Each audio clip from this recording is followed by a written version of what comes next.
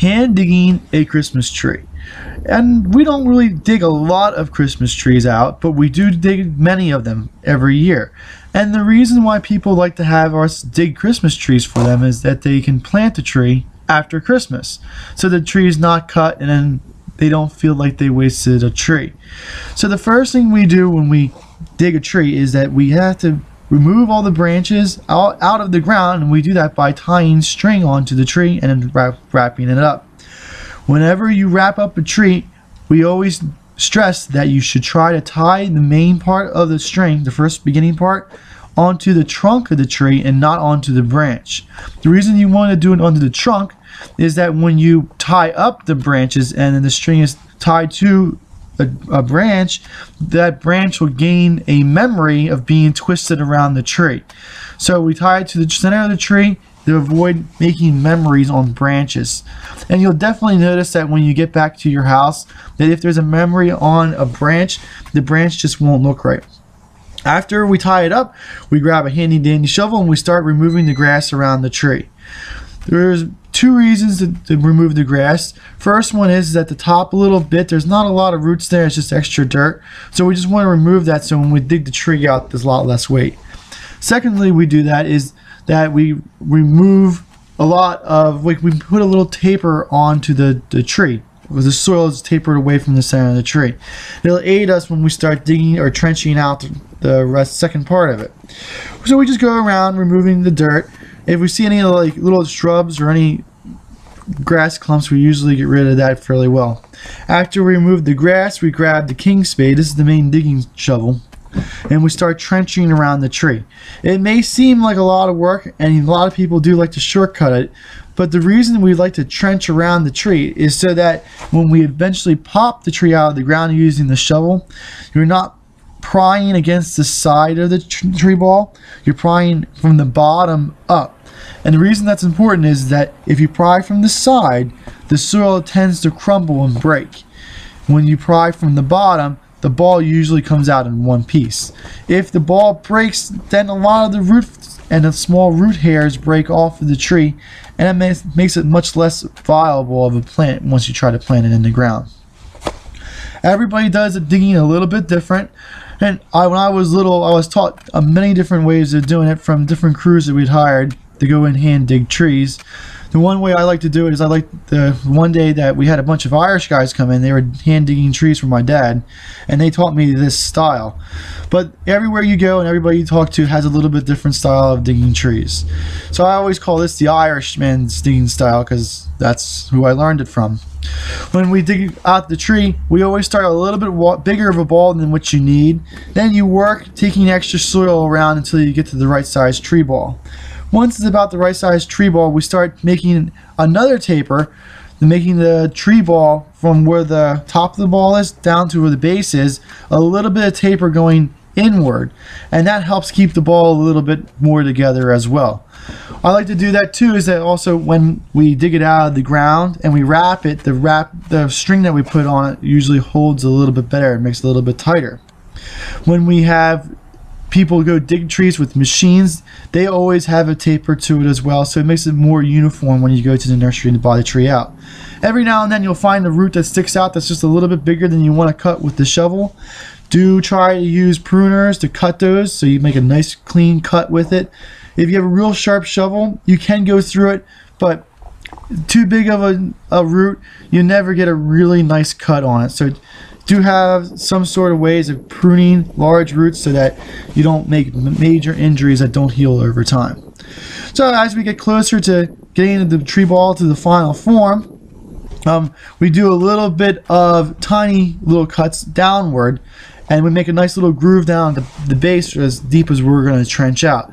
The reason for that is that we like to use the shovel to try to dig underneath the tree ball, and the better the angle you get on it and the more uniform the angle you get on it going around the tree, you get a nicer, rounder, better looking bottom, and that makes it easier for when you tie the string onto the tree. Now it was really cold out this day. I think it was like 20 degrees, and the shovel I had was sitting outside, so it was freezing, so my hands got a little bit cold, so I got to warm up my hands a little bit. After I warm up my hands, I start with the initial digging underneath the tree. And this is the only time where I like to really use my feet to push pressure down on it. One key thing that I learned is that when you dig the tree out and you're digging down, you don't like to pry on your first initial digging with your feet, because if you pry, then the ball starts to break apart a little bit. So after you go all the way around it, then you can pry it and break it out of the ground. We grabbed a little piece of burlap. It was really cold that day. Even the burlap was frozen together, so it took some time to get that spread out. And I made a little mistake here, and you'll see I'll correct it. I am right-handed, so when I go pick up the tree, I want to have the burlap on the other side of the tree so that I can use my right hand to pick up with most of the weight. If this was a little bit bigger than when we like to dig by hand, and I usually like to try to use the shovel, but I couldn't get my hand underneath of it to pick up the other side of the shovel, so I had to pick it up by hand without using the shovel, and that's not as nice, but it still held together pretty well. You can see our real heavy clay. You can see our subsoil there at the lower end. There's no roots down there, so sometimes they do break off a little bit, but that's not too big of a deal. In our area, every area you dig a tree out of, the root systems are a little bit different, and that has to do with how much air, how deep the roots can go to get air, if it's too wet down there. But we're in Pennsylvania and we have a fairly heavy clay, so a lot of our roots are up in the upper layers of the soil, not too many down in the lower layers. You can see kind of where those white roots sticking out that I cut, and most of that's up on the upper edge.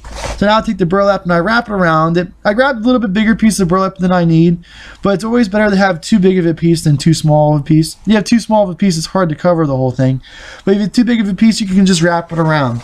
Whatever extra burlap you have, I always like to wrap around the center of the trunk of the tree. The reason I like to do that is that when I take the twine and cut the twine and I tie onto the tree, that twine's tied on and it's rubbing up against burlap, not up against the trunk of the tree. It's not that big of a deal, but I think that if you have a delicate tree like that's still growing, like a maple or dogwood, and the bark's growing at that time, and you put the string onto it, you can sometimes damage the bark. So it's just a convention I like to use, so you assure that you don't damage the bark of the tree. I don't know how effective it actually is or how much you need to do it, but that's what I like to do. The first piece of string goes right around the tree, just as so, underneath of it, and then I like to try to make it go through the center of the tree as possible. Sometimes it's really hard, but the more on center you get, the better the tree ball is going to look. And this is basically the string that you use to pick up the tree. It doesn't really hold the ball too much in place, but it helps you move the tree around. And I do the second one around, making it go through perpendicular at the bottom. I loop the string through itself, and that holds the string in place so it doesn't move. After that, go back around up to the trunk of the tree, and then we just tie it off. You can see at the base that it loops through, and that kind of anchors it. It doesn't really move after you do that simple little tie off on the bottom, and you just tie off on the top. You can try to make it as tight as possible, but it's as hard as you pull, it'll always go loose, mostly because the string kind of molds into the soil, so it doesn't really get real tight. So you cut off the extra. You tie it onto the other piece that you have because you don't really want to waste too much. You take a little bit extra, and we're going to do the sides now. This one here is going to help hold the ball together the most. This is the more the structure one, and you can really get this next part tight. And what you do is you just pick some place on the side, and you tie it onto the side of the twine, or the other twine that you put around to help hold it to pick up the tree with. And you just go around the sides with it, and every time you go around, you meet a string, you loop it through. And that'll help keep the string in the same spot.